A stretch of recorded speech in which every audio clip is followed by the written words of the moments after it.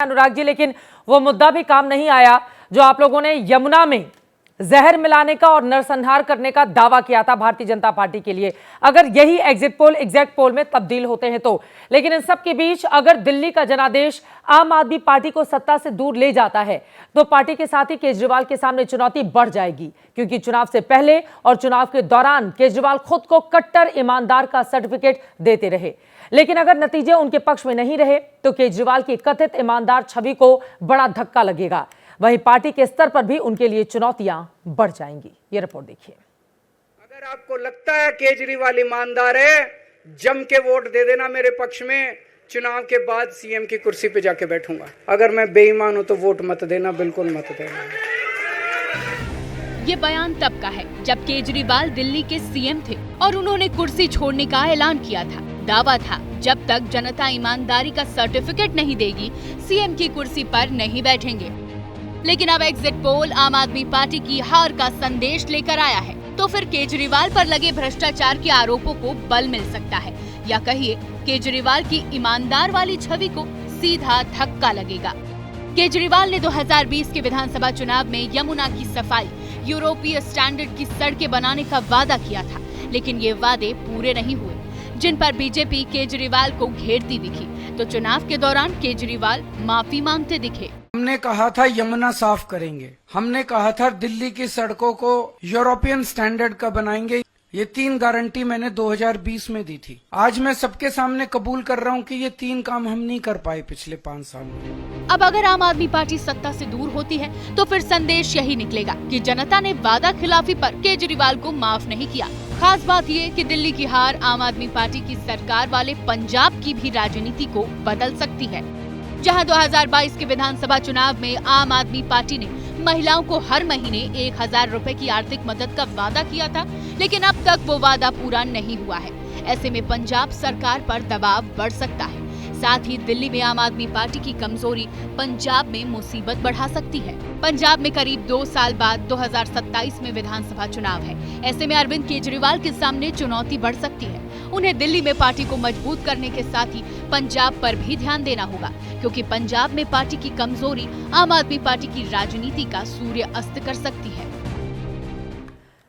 तो बहुत सारे मुद्दे ऐसे हैं जो यकीनन आम आदमी पार्टी के लिए, अरविंद केजरीवाल के लिए मुश्किलें पैदा करेंगे, क्योंकि बार बार जो कथित शीश महल है जिसका मुद्दा जोर शोर से बीजेपी की ओर से उठाया गया, क्या उसने काम कर दिया?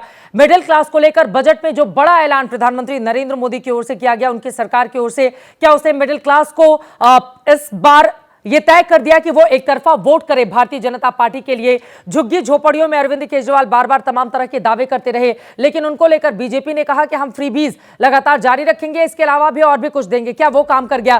फिलहाल आंकड़े आपके सामने हैं, गौर से देख लीजिए इन आंकड़ों को। मेट्राइज का सर्वे बताता है आम आदमी पार्टी 32 से 37, जबकि भारतीय जनता पार्टी 35 से 40 सीटें हासिल करती हुई दिखाई दे रही है। वहीं चाणक्य स्ट्रैटेजीज का सर्वे बता रहा है 39 से 44 सीटें बीजेपी को मिलती हुई दिखाई दे रही है। 25 से 28 पर सिमटती हुई आम आदमी पार्टी यहां पर नजर आ रही है। पोल डायरी का आप सर्वे देखिए, 18 से 25 सीटें आम आदमी पार्टी को, जबकि 42 से 50 सीटें, ये एक प्रचंड जनादेश की ओर इशारा कर रहा है पोल डायरीज का ये सर्वे।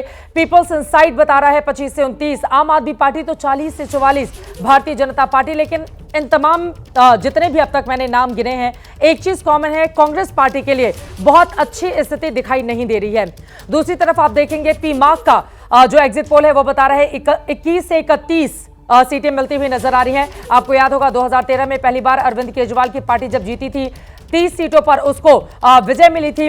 लेकिन दूसरी तरफ 40 से 44, पी मार्क बताता है 39 से 49 सीटें मिलती हुई भारतीय जनता पार्टी को दिखाई दे रही हैं। वी प्रिजाइड का सर्वे बता रहा है यहां पर आम आदमी पार्टी थोड़ा मुस्कुरा सकती है, रिलैक्स हो सकती है, क्योंकि ये एग्जिट पोल बता रहा है 46 से 52 सीटें आम आदमी पार्टी को मिलती हुई और बीजेपी बहुत ज्यादा पीछे 18 से 23 सीटों के साथ। और दूसरी तरफ अगर हम माइंड ब्रिंक पर आए तो यहां पर भी 44 से 49 सीटें आम आदमी पार्टी को मिलती हुई दिखाई दे रही हैं। 24 से 25 पर सिमटती हुई भारतीय जनता पार्टी दिखाई दे रही है। जेवीसी का सर्वे बता रहा है, एग्जिट पोल बता रहा है कि यहां पर 22 से 31 सीटें आम आदमी पार्टी को, तो 39 से 45 सीटें भारतीय जनता पार्टी को मिल रही हैं।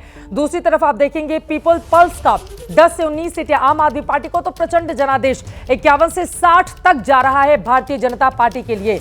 डीबी रिसर्च का एग्जिट पोल 26 से 34 सीटें आपको दे रहा है, तो 36 से 44 सीटें बिल्कुल आराम से प्रचंड तरीके से भाजपा की सरकार बना रहा है। और SAS ग्रुप का अगर आप एग्जिट पोल देखेंगे 27 से 30 सीटें आम आदमी पार्टी को, तो 38 से 41 सीटें भारतीय जनता पार्टी को मिलता हुआ दिखाई दे रहा है। और महा एग्जिट पोल अगर पोल ऑफ पोल्स को हम देखें तो 27 से 33 पर सिमट रही है आम आदमी पार्टी, 36 से 42 पर जाती हुई दिखाई दे रही है भारतीय जनता पार्टी। 1993 में बीजेपी ने दिल्ली जीता था, तब उसको 49 सीट मिले थे। हालांकि 5 साल के अंदर ही 3 मुख्यमंत्री उनको बदलना पड़ गया था, चाहे मदन लाल खुराना हो, साहिब सिंह वर्मा हो या फिर सुषमा स्वराज हो। तीनों के ही बेटा बेटी मौजूदा वक्त में चुनाव में सक्रिय भी हैं। आप तक हमने रिपोर्ट भी पहुंचाई थी जब परिवारवाद को लेकर बनाया था। तो कुल मिलाकर बेहद दिलचस्प हुआ दिल्ली का ये चुनाव, लेकिन आम आदमी पार्टी के लिए बहुत बड़ा झटका, जो आंकड़े इस वक्त हम आपके सामने रख रहे हैं। लेकिन सवाल यह है क्या यही एग्जिट पोल एग्जैक्ट पोल में भी तब्दील होंगे?